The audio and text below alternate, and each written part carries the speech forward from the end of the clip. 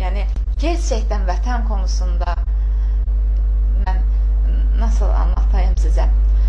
O programı düşünəndə özümün gözlərim yani sevinçten yaşılır ki bu program olursa yani aklımda bunu böyle düşünüyorum, ne kadar güzel olur. Şöyle söyleyeyim, sizi desteklemek amacına bir mesaj olsun. Buradan da kendisine selam olsun. Bizim Gazi Şükrü Karaca amcamızı bilirsiniz. Evet, ben onu da programlara da davet ederim. Evet. Bir gün sorduğumda bana şunu söylemişti. Beni de çok etkiledi ve çok üzdü. Nasıl yaklaşıyor gençler sizi gördüğünde falan dediğimde madalyalarını göstererek böyle bunu nereden aldınız, bu nedir diye soran gençlerimiz var demişti Şükrü amca. Beni mesela o çok etkilemişti. Yani madalyaların ne olduğunu bile bilmeyen maalesef sizin de buyurduğunuz gibi bir neslimiz buradan yetişiyor. salamlarımı gönderiyorum. Ben ondan buraya geldiğimde ben ondan röportaj aldım. O da aynı duyguları yani yaşadı, ölüştü. Aynı insan yani. Savaşta olan insanlar, savaş gören insanların hepsi bu. Sanki onların kanında vatan sevmek. O insanların yani savaşta olan gazilerin yani bu Birinci Qarabağ Savaşında olan qazilərimizlə mən söhbət edərkən hər zaman onlar söylərlər, savaş olursa yenə biz gidəriz, yenə biz gidəriz. Çünki onların kanında bu vatan sevgisi var. Mənim də istədiyim o ki, yəni indiki gənclərimizə də bunu anlaşdırmaq. Yəni vatanı müdafiə edəcək gənclər yetişdirilsin. Yəni gənclər olsun. Bunu demək istiyorum ben. Şunu da ben size bulmuşken sormak isterim. Bu da benim aklıma çok takılmıştır. Şimdi 1. ve 2. Karabağ Savaşlarını yaşadık. Ve Allah'a şükürler olsun artık Karabağ özgürlüğüne kavuştu.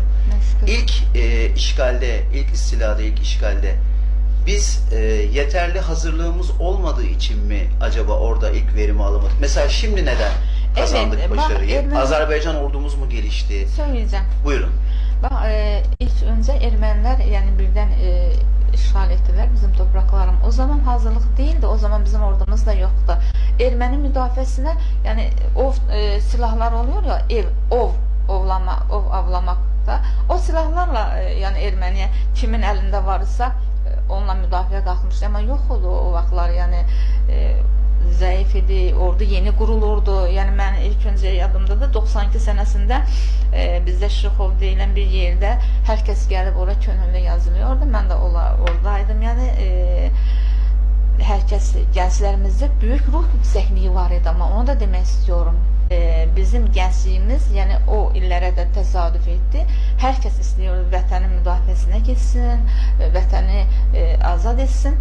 Ama yani yeni kurulurdu o zaman ordumuz. Ama çok vatansever insanlar vardı, gençler var idi yani. Onların içinde olmuşam ben bunu söyleyeyim. Allah o yani vatanımızın müdafiəsi zamanı helak olan bütün şehitlerimize Allah'tan rahmet diliyorum. Eləcə də yani Türkiye'de şehit olan şehitlerimize Allah'tan rahmet diliyorum. Ana babalarına sabır diliyorum. Ama sonradan evet bizim güçlü ordumuz oldu. Yani bu ordunun gücüyle, bizim devletimizin gücüyle, Türkiye devletinin, kardeş Türkiye'mizin desteğiyle, yani çok ordumuzun gücüyle yani mübarizəyə vuruşarak, savaşarak yani öz topraklarımız azad edildi. Denk kuvvetler bir araya geldiğinde tabii ki. Bu arada Cemal Aydın Bey, Aksaçlar Bornavuç Bey'imiz o da hayırlı yayınlar diliyor. Size selamları var. Bize de selam söylemiş. Allah razı olsun. Şimdi siz tabii hem Türkiye'desiniz hem Azerbaycan'a gidip geliyorsunuz. Türkiye'den baktığınızda Azerbaycan, Karabağ özellikle, Azerbaycan'dan baktığınızda Türkiye nasıl görünüyor? Ben bu 5 sene önce reportaj vermişti. Yani benden reportaj almışlar Türkiye televizyonlarında. O reportaj Türkiye'nin bütün medyasında, bütün gazetelerinde yayınlandı. Orada bir şey söylüyorum. Yani orası da vatan, burası da vatan. Allah razı yani olsun. Buraya geliyorum. Yani hiç ben hissetmiyorum yani öz vatanım kimi. Gerçekten öz vatanım kimi. Azerbaycan'a gidiyorum. Türkiye için yani televizyonlara seyir ediyorum. Televizyonlara Türkiye'de ne baş veriyor, Türkiye'de durumlar nasıl. Burada olurken de Azerbaycan'ı yani benim için orası da vatan, burası da vatan. Bu arada destek mesajları geliyor. Yine Hatay Uç Bey'imiz demiş ki sizinle alakalı. Konuğumuz çok doğru söylüyor. Öyle ahlaksız programlar var ki diyor. Gençliğimizin yapısını bozuyorlar diyor. Yüreğinize sağlık demiş. Remzi Dolmacı hayırlı yayınlar diliyor.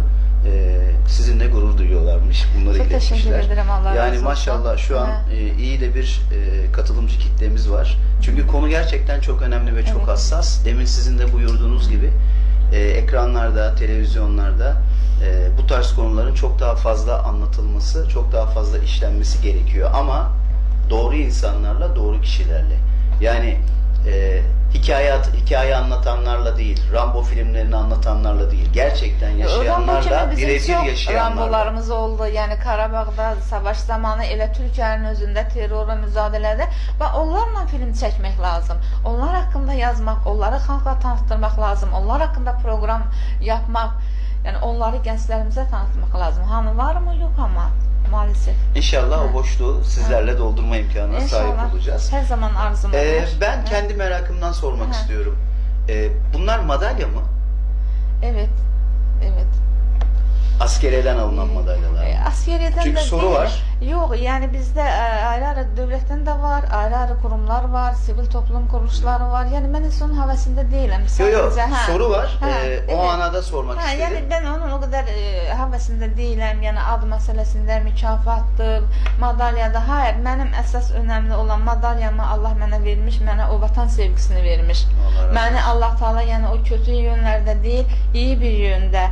Yani şərəf, qurur deyilən, yəni qurur mənbəyi olan o askerlərimizin yanında onların arasında mənə alın yazsa mən bununla qürur duyarım. Başka bu şeyler hepsi boş bir şeyler. Bu arada- Yani insan bu dünyada özüyle hiçbir şey götürmeyecek. Yani hayat ebedi değil.